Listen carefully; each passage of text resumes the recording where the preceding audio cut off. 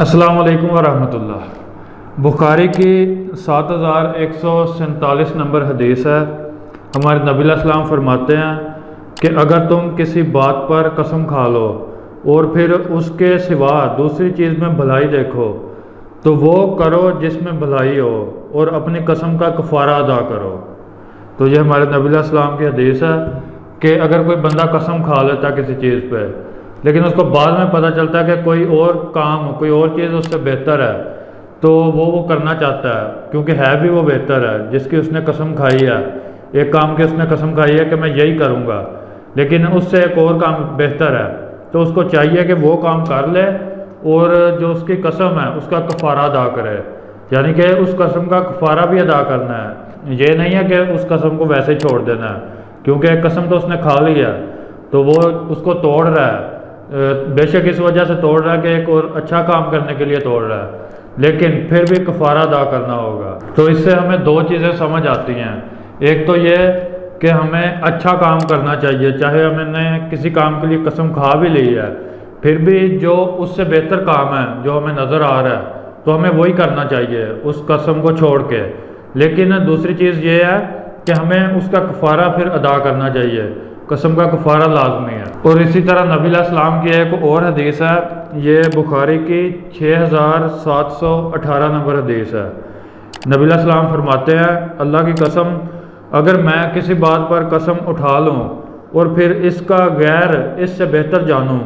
تو انشاءاللہ میں اپنی قسم کا کفارہ ادا کروں گا اور اس سے بہتر کو اختیار کر لوں گا۔ یعنی کہ اس حدیث میں نبی علیہ السلام نے اپنے بارے میں بتایا ہے کہ اگر نبی علیہ السلام خود ایک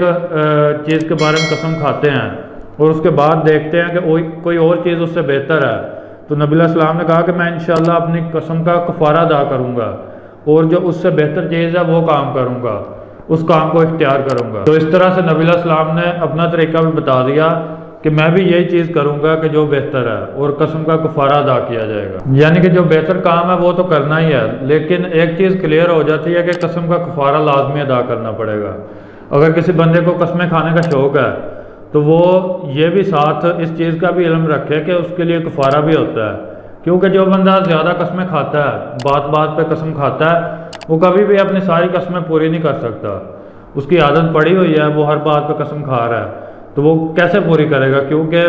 ہر بات جو ہے وہ بندہ اس طرح کی نہیں کر سکتا کہ جو وہ پوری کر سکے، کیونکہ ویسے بھی آپ نے دیکھا ہوگا زیادہ قسمیں کھانے والے زیادہ باتیں کرتے ہیں، وہ ایسی باتیں بھی کر جاتے ہیں جو کبھی بھی نہیں کر سکتے،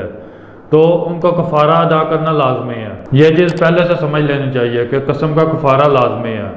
اس لیے بہتر تو یہی ہے کہ قسم کھانے سے بچا جائے، کہ اگر ہم باتیں کرتے ہوئے کسی بھی چیز کے بارے میں ہم نے سوچنا ہے کہ ہم نے یہ چیز کرنی ہے تو ہمیں چاہیے کہ ہم اس کے بارے میں قسم نہ کھائیں۔ تو اس طرح سے اگر ہم خود کو روک کے رکھیں گے قسم کھانے سے تو پھر یہ ہے کہ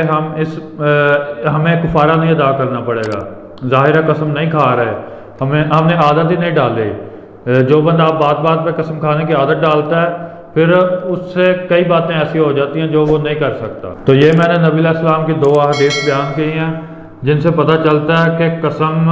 ہمیں کوشش کرنی چاہیے کہ اس سے بچیں، یعنی کہ کیونکہ اگر ہم قسمیں کھاتے ہیں تو ہمیں کفارہ ادا کرنا ضروری ہے، جو ان احادیث سے پتہ چلتا ہے کہ کفارہ ادا کرنا ضروری ہے۔ تو نتیجہ یہ نکلتا ہے کہ بہتر یہ ہے کہ ہم بچیں قسم کھانے سے، زیادہ قسمیں کھانے سے، کیونکہ یہی ہمارے لیے بہتر طریقہ ہوگا، نہیں تو دوسری صورت میں کفارہ ادا کرنا پھر بہتر طریقہ ہوگا، جو کہ نبی علیہ السلام نے خود بھی کہا کہ وہ انشاءاللہ میں اپنی قسم کا کفارہ ادا کروں گا،